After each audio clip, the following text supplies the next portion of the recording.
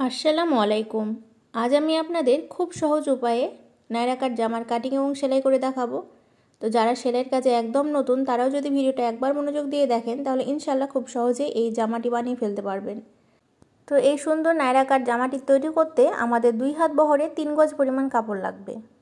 তো কাপড়টাকে পুরোটা খুলে নিয়েছি এবং একটা সাইড দিয়ে 2 ফোল্ড করে ভাঁজ করে নিচ্ছি।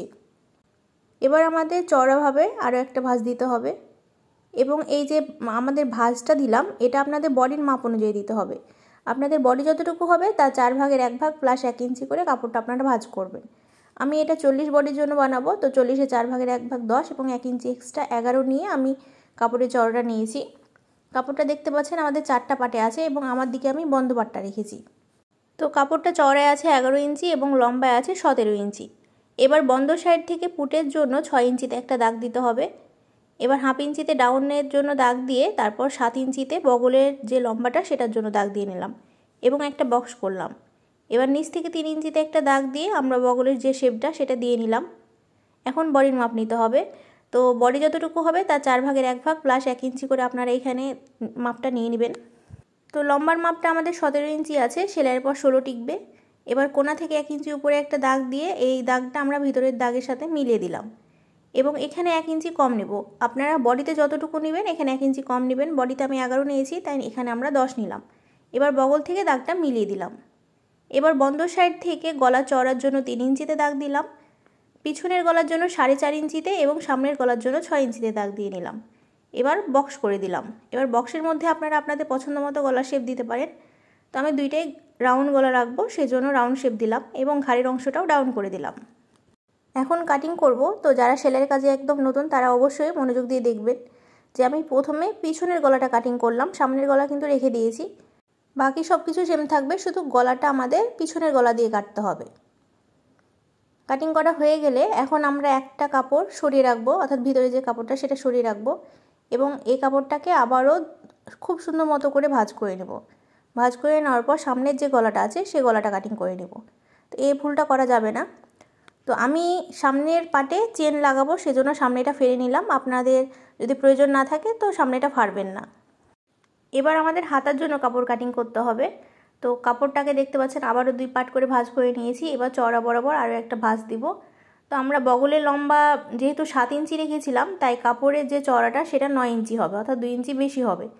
তো আপনারা বগল যতটুকু লম্বা রাখবেন কাপড়টার ভাঁজ তার চাইতে 2 ইঞ্চি বেশি রাখবেন। এখানে দেখুন আমি 9 ইঞ্চি করে কাপড়টাকে ভাঁজ করে নিয়েছি এবং কাপড়টা লম্বায় 17 ইঞ্চি আছে। এটা আমি 3/4 হাতা বানাবো। তো আমি কাপড়টাকে কেটে নিলাম। এখন এই কাপড় থেকে আমরা হাতা কাটিং করব। কাপড়টা 4 পাটে ভাঁজ আছে এবং বন্ধ পাটটা আমি আমার সাইডে রেখেছি। এবার উপর থেকে 3 ইঞ্চি নিচে একটা দাগ দিলাম এবং বন্ধ সাইডের সাথে যে এভাবে করে একটু ডাউন করে মিলিয়ে দিলাম, বগলে যে শেপটা হয় সেটা। এবার নিচের দিকে মোহরির মাপ নিতে হবে। আবারও বন্ধ সাইড থেকে মোহরির মাপটা নিতে হবে। তো মোহরি আমাদের 10 ইঞ্চি, তো 10-এর অর্ধেক 5 এবং 1 ইঞ্চি এক্সট্রা নেব সেলাইয়ের জন্য। তো 6 ইঞ্চিতে দাগ দিয়ে বগলের দাগের সাথে মিলিয়ে দিয়েছি। এবার আমরা দাগ অনুযায়ী কাপড়টাকে কাটিং করে নেব, তাহলে কিন্তু আমাদের সিম্পল 3/4 হাতা কাটিং করা কমপ্লিট হয়ে যাবে। এখন বাকি যে কাপড়টুকু ছিল সবটুকু কাপড়কে আমরা 4 পাট করে ভাঁজ করে নিয়েছি। দেখতে পাচ্ছেন এদিকে 4টা পাট আছে, আমার সাইডে আমি বন্ধ পাটটা রেখেছি। এবার উপরের পাটটা নিতে হবে এবং উপরের পাটের লম্বাটা নিতে হবে। এটা 17 ইঞ্চি, সেলাইয়ের পর আমাদের 16 ইঞ্চি টিকবে। তো 16 ইঞ্চি বাদ দিয়ে এখন আমরা জামার যে লম্বাটা সেটা নেব। তো আপনারা যতটুকু জামার লম্বা নেবেন তার চাইতে 2 ইঞ্চি বেশি নেবেন, কারণ 2 ইঞ্চি আমাদের সেলাইয়ের জন্য চলে যাবে। তো আমি 44 ইঞ্চি ঝুল রাখবো এবং 2 ইঞ্চি এক্সট্রা নেব সেলাইয়ের জন্য। তো 46 ইঞ্চি করে আমরা দাগ দিয়ে নিলাম। এটা একদম সহজ, জাস্ট লম্বার মাপটা নিয়ে নেবেন। এবার মিডিল পয়েন্টে একটা কাট বসিয়ে নিলাম যাতে আমাদের সেলাই করতে সুবিধা হয়। তো কাপড়টা যেহেতু 4 পাটে ছিল সেজন্য এটা আমাদের একসাথে সামনের এবং পিছনের পাট কাটিং করা হয়ে গেছে।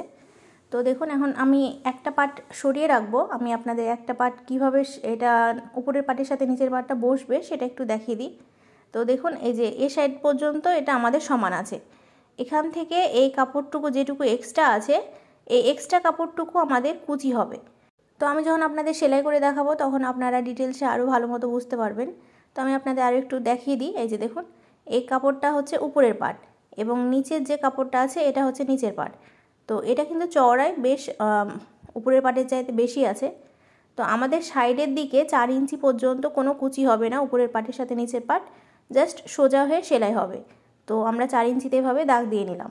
এখন মাঝখানে যে এক্সট্রা কাপড়টুকু আছে, এই এক্সট্রা কাপড়টুকু কুচি হয়ে আমাদের উপরের পাটের সাথে নিচের পাটটা বসবে। আশা করি বুঝতে পেরেছেন। আমি আপনাদের সেলাইয়ের সময় আরও ডিটেলস দিয়ে দিব যাতে আপনাদের বুঝতে কোনো অসুবিধা না হয় সেজন্য। তো প্রথমে আমাদের জামার গলায় পট্টি লাগাতে হবে। তো একটা কাপড়কে 2 পার্ট করে ভাঁজ করে নিয়েছি। এবার আমাদের উপরের পাটটা এটার উপর বসাতে হবে। তো বন্ধ সাইডের সাথে বন্ধ সাইড মিলিয়ে নেওয়ার পরে আমাদের গলাটা যে শেপে আছে সেই শেপে আমরা এখানে ড্রয়িং করে নিলাম। এবার যে দাগটা দিলাম তার বাইরের দিকে 2 ইঞ্চি কাপড় আমরা একই শেপে কাটলাম। এবার আমাদের যে গলার শেপটা সেটাও কেটে নিলাম। তো আমাদের পট্টির কাপড় রেডি হয়ে গেছে। এবার জামার কাপড়ের সোজা সাইডে পট্টির কাপড়টা আমরা উল্টো করে বসাবো। গলাটা যে শেপে আছে সেই শেপে বসিয়ে নেওয়ার পর আমাদের 2টা কাপড় মিলিয়ে ধরে সেলাই করে নিতে হবে। তো 1/2 ইঞ্চি ভিতর দিয়ে আমি পুরোটাই সেলাই করে নিচ্ছি।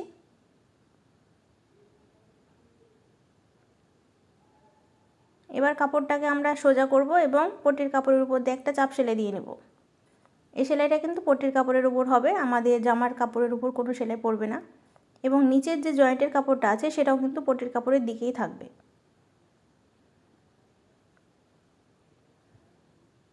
এখন কাপড়টা উল্টে নিতে হবে এবং পিছনের সাইড দিয়ে আমাদের তুরপাই করে নিতে হবে। গলায় পট্টি লাগানো হয়ে গেলে আমরা উপরের পাড়ের সাথে নিচের পাড়টা জয়েন্ট করব। তো মিডিল পয়েন্টে একটা কাট বসিয়ে নিলাম।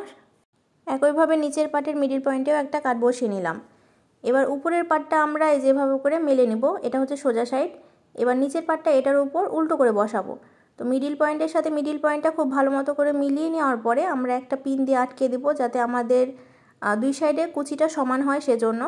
তো আমরা যে 4 ইঞ্চি পর্যন্ত দাগ দিয়েছিলাম সেই 4 ইঞ্চি পর্যন্ত জাস্ট সিম্পল সেলাই হবে। দেখুন আমি এখানে আবারও একটা কাট বসিয়ে নিচ্ছি।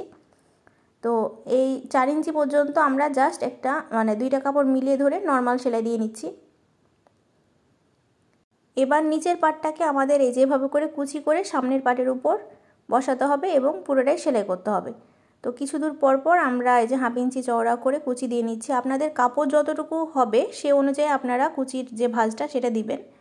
আপনাদের কাছে যদি কাপড় বেশি মনে হয় সেক্ষেত্রে আপনারা কুচিগুলো আরেকটু চ্যাপটা চ্যাপটা করে দিবেন। আর যদি কাপড় কম মনে হয় তাহলে একটু ছোট করে অথবা গ্যাপ দিয়ে কুচিগুলো দিবেন। তাহলে দেখবেন যে আপনাদের কুচিটা কভার হয়ে যাবে এবং দেখতেও ভালো লাগবে। তো এই সাইডেও আমরা 4 ইঞ্চি পর্যন্ত জাস্ট নর্মাল সেলাই দিয়ে নিব। তো দেখুন উপরের পাটের সাথে নিচের পাটটা আমাদের খুব সুন্দর মতো হয়ে জয়েন্ট হয়ে গেছে এবং কুচিগুলো দেখতে পাচ্ছেন একদম সমান এবং সুন্দর হয়েছে। এবার পট্টির কাপড়টা আমরা পিছনের দিকে যেভাবে করে উল্টে নিব এবং তুরপাই করে নিব। তো সুই 1 পোর সুতা নিয়ে জাস্ট আপনাদের জামার কাপড়টা এবং পট্টির কাপড়টা ধরে কিছু দূর পর পর সেলাই তুলে নিতে হবে, তাহলে কিন্তু আপনাদের তুরপাইটা হয়ে যাবে। তুরপাই করলে জামার গলা দেখতে অনেক সুন্দর লাগে। তো চেষ্টা করবেন তুরপাই করে নেওয়ার জন্য। এখন আমাদের জামার নিচের অংশটা পিছনের সাইডে এই যেভাবে করে 1/2 ইঞ্চি করে 2বার উল্টিয়ে ভাঁজ করতে হবে এবং পুরোটাই সেলাই করে নিতে হবে। তো আপনারা যদি লেস ব্যবহার করতে চান সেক্ষেত্রে লেস দিতে পারেন। আমি এখানে লেস নিয়েছি, খুব চিকন একটা লেস। তো একদম সেলাইয়ের উপরে আমি এই লেসটা বসিয়ে নিচ্ছি। নায়রা জামাতে লেস না লাগালে জামার লুকটা ভালো আসে না। তো চেষ্টা করবেন ম্যাচিং কোনো লেস লাগিয়ে নেওয়ার জন্য। তো দেখুন লাগিয়ে নিয়েছি। এবার হাতা কাপড়টা নিয়েছি, হাতার মোহরিটাও আমরা একইভাবে পিছনের সাইডে 1/2 ইঞ্চি করে 2বার উল্টিয়ে ভাঁজ করে সেলাই করে নিচ্ছি। আমি এখানে একদম সিম্পল হাতা রেখেছি, আপনারা চাইলে ডিজাইনের হাতাও বানাতে পারেন। তো জামার নিচে যেভাবে করে লেস লাগিয়েছি একইভাবে আমরা হাতার মোহরিতেও লেসটা লাগিয়ে নিচ্ছি। আপনারা যদি 2 হাত বহরের কাপড় দিয়ে এই নায়রা কাট জামাটা বানান সেক্ষেত্রে হাতা এবং নিচের অংশে 2.5 গজ পরিমাণ লেস লাগবে। এবার হাতার কাপড়টাকে আমরা উল্টো করে ভাঁজ করলাম এবং এই যে 1 ইঞ্চি ভিতর দিয়ে সেলাই করে নিলাম। তো হাতাটা আমাদের রেডি হয়ে গেছে। একইভাবে আমাদের অন্য যে হাতাটা আছে সেটাও রেডি করে নিতে হবে। তো আমি অন্য হাতাটা অফ ক্যামেরায় রেডি করে নিয়েছি। সামনের পাট এবং পিছনের পাটটা আমরা একইভাবে রেডি করে নিয়েছি। তবে সামনের পাটের বুকের অংশে আমি চেন লাগিয়েছি। নেক্সট ভিডিওতে আমি আপনাদের চেন লাগানোর পদ্ধতিটা দেখিয়ে দিব। যাদের চেন লাগানো প্রয়োজন মনে করেন তো তারা চেন লাগিয়ে নিতে পারবেন। আর যারা নর্মাল রাখতে চাচ্ছেন তারা পিছনের পাটের মতো করে জামার সামনের গলায় পট্টিটা লাগিয়ে নেবেন। তো সামনের পাটের উপর পিছনের পাটটা উল্টো করে বসানোর পর প্রথমে ঘাড়ের অংশে, তারপর সাইডে যতটুকু পর্যন্ত ফাড়া আমরা রাখবো ততটুকু পর্যন্ত সেলাই করব এবং নিচের যে অংশটা আছে সেটা কামিজের মতো করে সেলাই করব।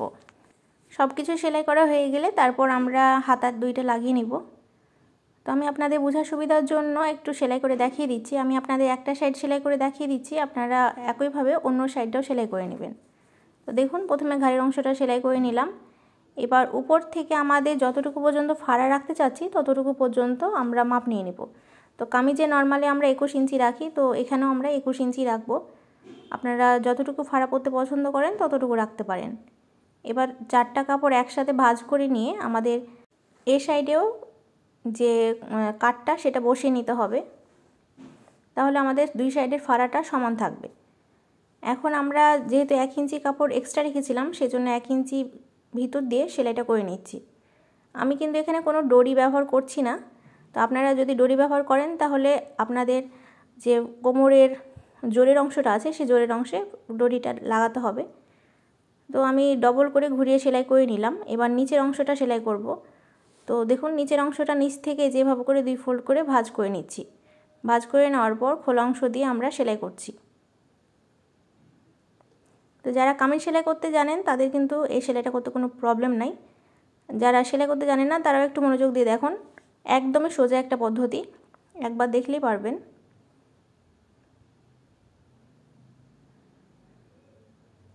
তো যেখান থেকে ফাড়া আছে তার হাফ ইঞ্চি উপর পর্যন্ত সেলাইটা আমরা নিয়ে আসব।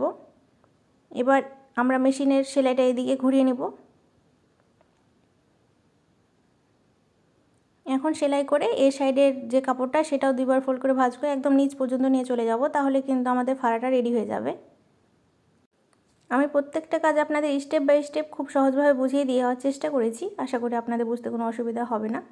তবে যে জায়গাটা অসুবিধা হবে সেটা অবশ্যই আরও একবার রিপিট করে দেখবেন যে আপনাদের কনফিউশনটা দূর হয়ে যাবে। তো দেখুন, ফাড়াটা আমাদের একদম রেডি হয়ে গেছে। একইভাবে অন্য সাইডটা আমরা রেডি করে নেব। এবার আমরা হাতাটা লাগাবো। তো হাতা লাগার আগে আমরা মাপটা দেখে নেব।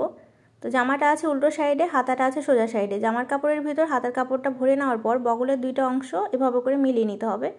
তো কাপড় 2টা আমরা এভাবে করে ছড়িয়ে নিচ্ছি যাতে এখানে কোনো গুটি ধরে না থাকে সেজন্য। তো সেলাইয়ের উপর সেলাই রেখে আমরা সেলাই শুরু করব। উপরের যে অংশটা আছে ঘাড়ের অংশ, সেই ঘাড়ের অংশের সাথে হাতের যে মিডিল পয়েন্ট আছে সেই মিডিল পয়েন্টটা মিলিয়ে ধরে আমাদের পুরোটা ঘুরিয়ে ঘুরিয়ে সেলাই করতে হবে, তাহলে কিন্তু হাতাটা খুব সুন্দর মতো হয়ে জামার কাপড়ের সাথে আমাদের লেগে যাবে।